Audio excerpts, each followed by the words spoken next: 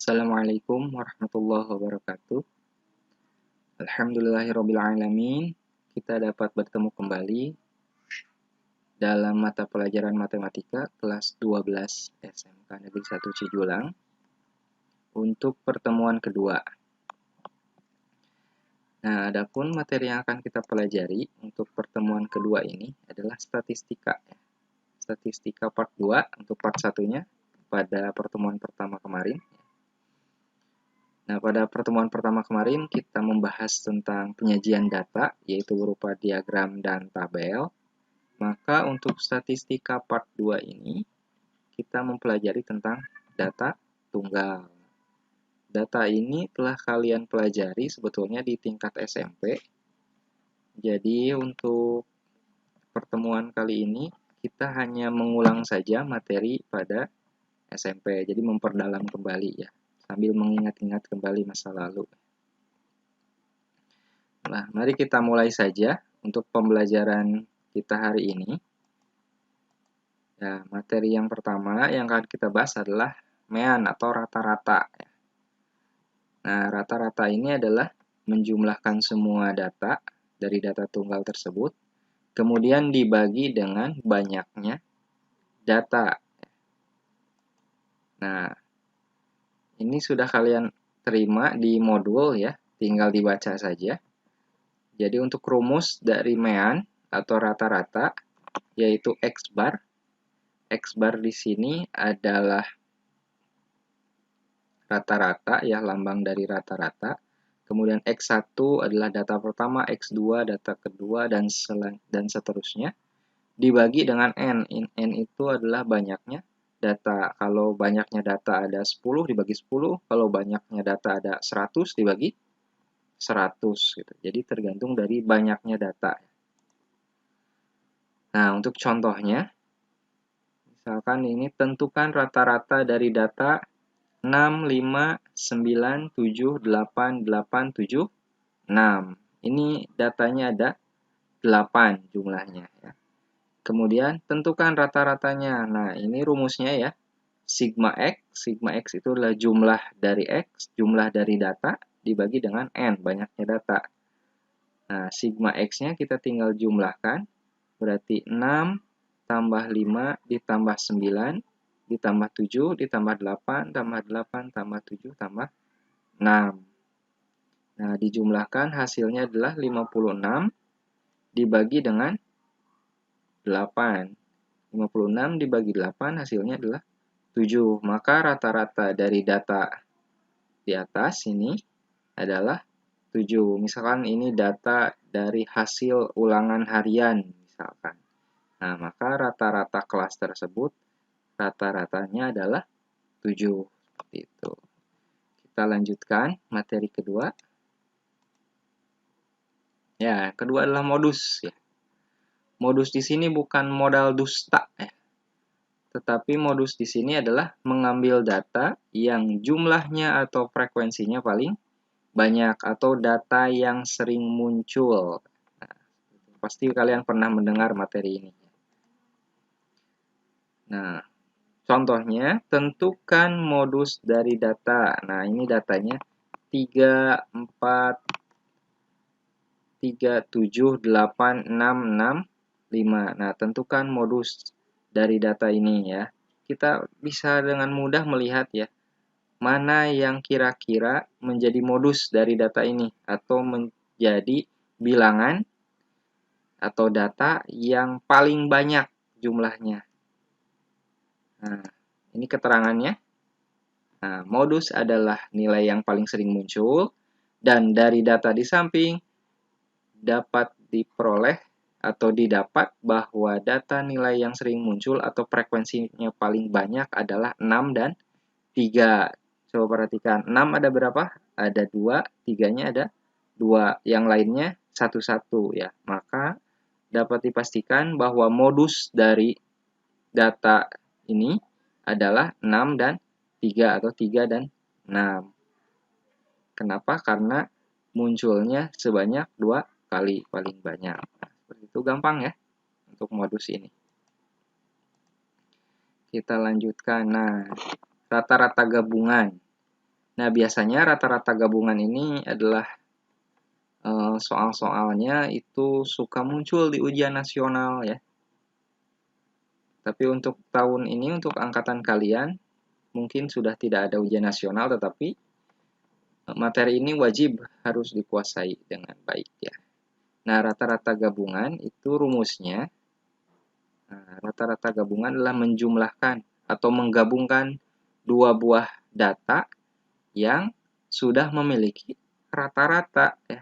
Jadi ada dua buah data yang sudah memiliki rata-rata, kemudian digabungkan menjadi rata-rata yang baru, yaitu rata-rata gabungan. Nah, rumusnya adalah X bar gabungan atau rata-rata gabungan itu adalah X bar 1, berarti rata-rata data pertama dikali banyaknya data pertama ditambah rata-rata data kedua dikali banyaknya data rata-rata kedua dibagi dengan jumlah keseluruhan dari data yang digabungkan. Atau lebih jelasnya kita perhatikan ini, nah keterangannya.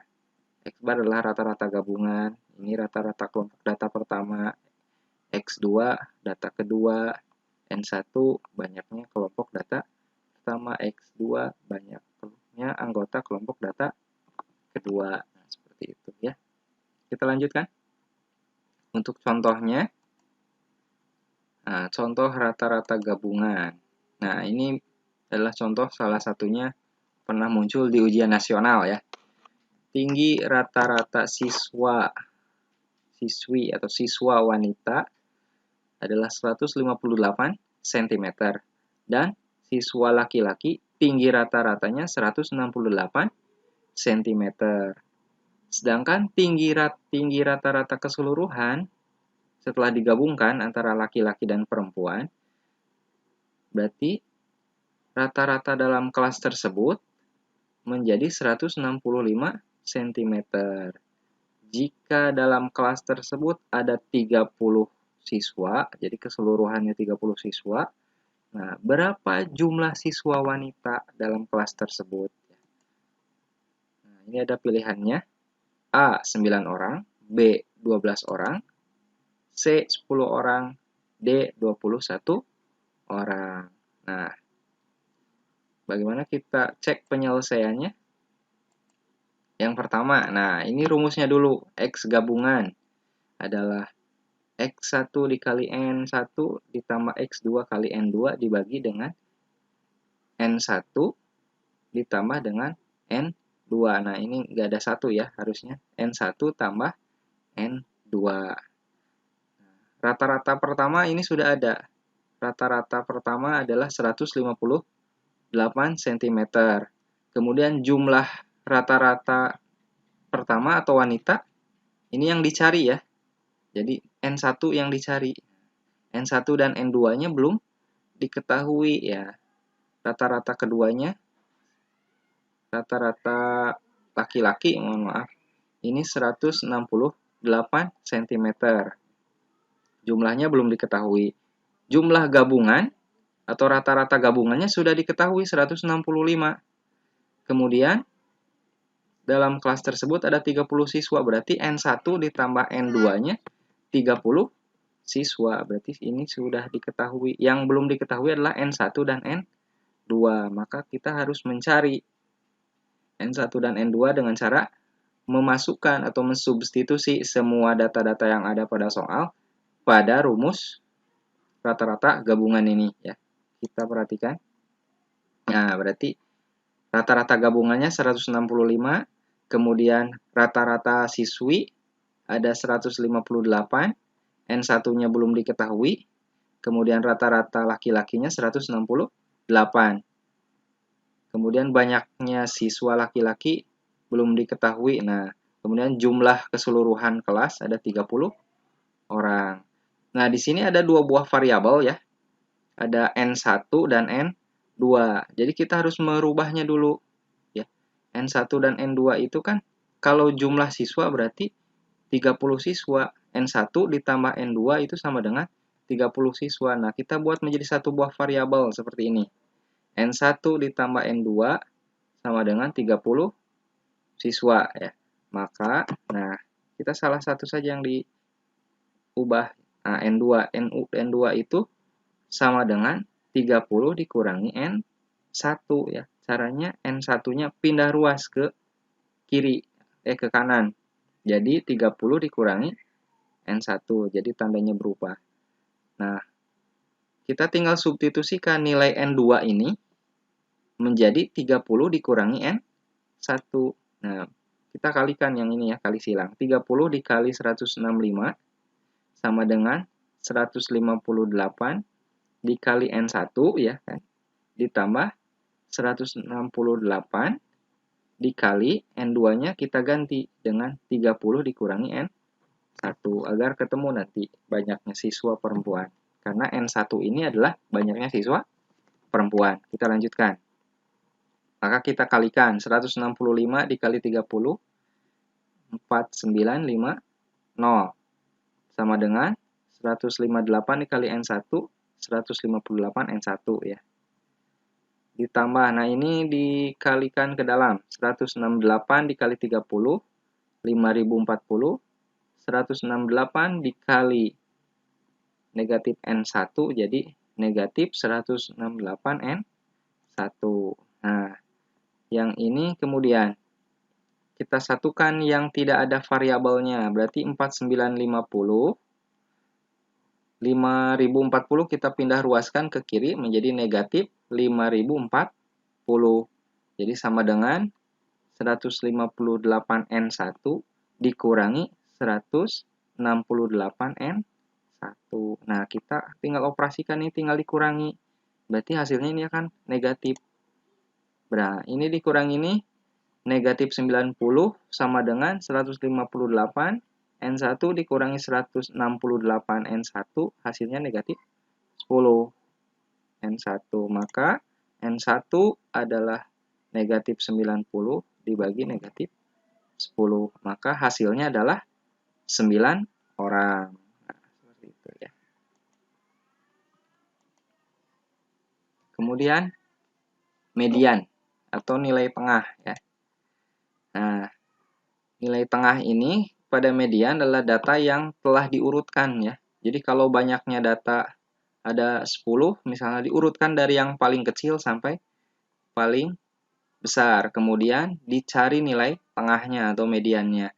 Nah, jika datanya ganjil, maka ambil nilai yang berada di tengah. Pas kalau ganjil itu datanya ada di tengah-tengah. Kemudian, jika datanya genap, jumlah datanya genap, maka ambil rata-rata dari dua data yang berada di tengah. Jadi kalau datanya genap, kita tinggal ambil dua buah data yang ada di tengah, kemudian kita cari rata-rata dari keduanya. Tinggal dijumlahkan, kemudian dibagi 2. Nah, contoh. Tentukan median dari setiap data berikut. 3, 5, 4, 7, 8. Kemudian yang B 12, 10, 11, 6, 8, 7, 8, 5, 7, 2. Nah, yang pertama ini datanya ganjil, jumlahnya ada 5. Kemudian ini datanya ada genap ya. Ada berapa jumlahnya? 1, 2, 3, 4, 5, 6, 7, 8. Ada 8. Berarti datanya genap. Nah, kita lihat penyelesaiannya. Nah, yang pertama, untuk data yang ganjil, kita urutkan dulu. Berarti di sini 3, 5, 4, 7, 8 menjadi dari yang terkecil 3, 4, 5, 7, 8. Maka nilai tengahnya atau mediannya adalah 5 ya, yang berada di tengah-tengah ini. Ini gampang ya. Kemudian jika datanya genap, maka kita lihat data yang ada di tengah-tengah adalah 7 dan 8 ya. Di sini ada 1, 2, 3 di kiri. Kemudian di kanan 1, 2, 3. Maka tengah-tengahnya adalah 7 dan 8. Nah, untuk menentukan mediannya, kita cari rata-rata dari 7 dan 8 dengan cara ditambah kemudian dibagi 2. Nah, seperti ini. Berarti 7 ditambah 8 dibagi 2. Maka median dari data yang B ini adalah 7,5. Nah, itu untuk median. Kita lanjutkan. Nah, kuartil. Nah, kuartil ini adalah membagi data menjadi 4 bagian yang sama. Ya. Namanya saja kuartil, kuartet. Ya. Itu 4 berarti. Kalau kuartil berarti membagi data menjadi 4 bagian. Nah, seperti ini.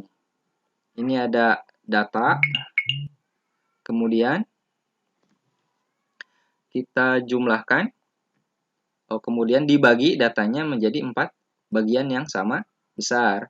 Ini seperempat bagian, kemudian seperempat bagian, seperempat bagian lagi. Nah, kuartil adalah nilai yang berada di tengah-tengah dari setiap seperempat bagian tersebut. Nah, Q2 di sini, ini kuartil kedua, itu adalah median ya. Nah, jadi ini diurutkan dulu datanya dari data yang terkecil sampai data yang terbesar. Q2 adalah median atau nilai tengah. Kemudian Q1 itu adalah nilai tengah antara data terkecil dengan median. Kuartil ketiga adalah nilai tengah dari median dengan data terbesar. Seperti itu. Nah, contohnya, tentukan kuartil bawah dan kuartil atas dari data berikut. Nah, misalkan ini yang gampang saja. 3, 5, 4, 2, 6. Ya.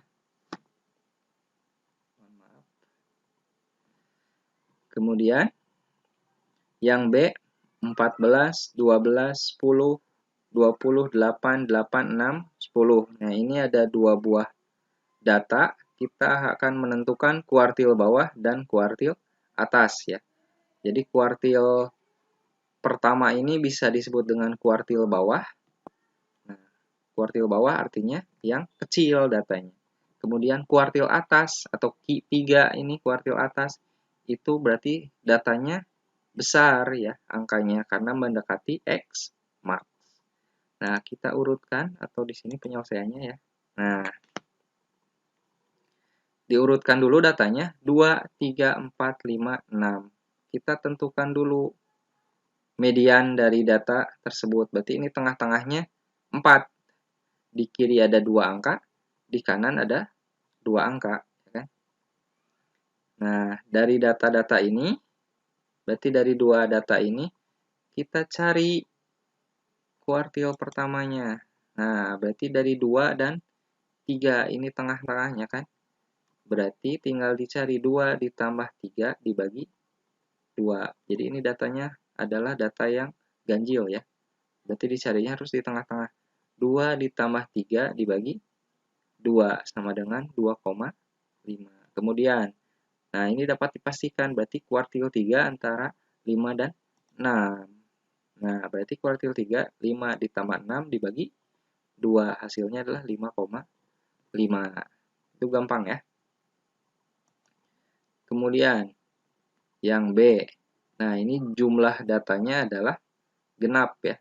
1, 2, 3, 4, 5, 6, 7, 8. Nah, kita urutkan datanya dari yang terkecil sampai yang terbesar. Kemudian, tentukan dulu mediannya. Di sini mediannya di antara 10 dan 10 ya. Berarti dirata-ratakan 10 ditambah 10 dibagi 2 hasilnya 10. Berarti di antara median ini ada berapa? 1, 2, 3, 4. Ya kan? Di sini juga sama 1, 2, 3, 4. Maka mediannya atau kuartil bawahnya berada di tengah-tengah. Nah, di sini kan 1, 2, 3, 4. Berarti karena ada 4, ini ada di tengah-tengah di sini. Berarti 8 ditambah 8 dibagi 2, 8. Ini juga sama, berarti antara di 12 dan 14. Berarti tinggal dijumlahkan 12 tambah 14 dibagi 2 sama dengan 13. Nah, itu adalah langkah-langkah untuk menentukan kuartil bawah dan kuartil atas.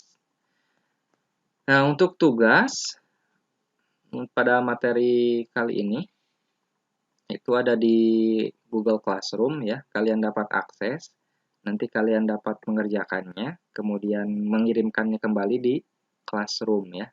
Seperti seperti itu. Jadi untuk pengabsenan dan untuk tugas nanti di Classroom. Silakan nanti dibuka Google Classroom-nya, nanti di sana kita akan mengerjakan tugas-tugas.